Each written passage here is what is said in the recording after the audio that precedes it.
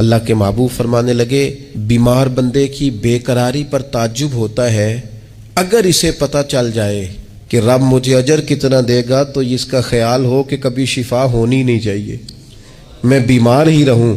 اللہ کے رسول صلی اللہ تعالیٰ علیہ وسلم فرمانے لگے، یہ بات کرتے ہی آسمان کی طرف دیکھا اور حضور مسکرانے لگے۔ یا رسول اللہ مسکرائے، فرمایا دو فرشتوں کی بات پر تعجب ہو رہا ہے۔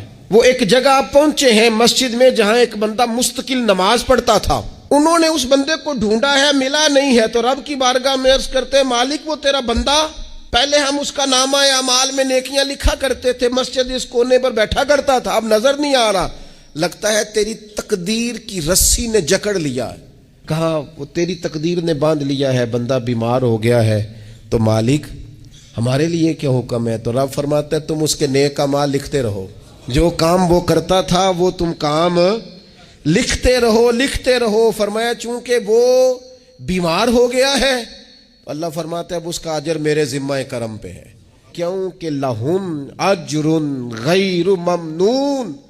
اللہ فرماتا ہے تو ایمان لانے کے بعد نیک اعمال کر، تجھے وہ اجر دوں گا جو کبھی ختم ہی نہیں ہوگا۔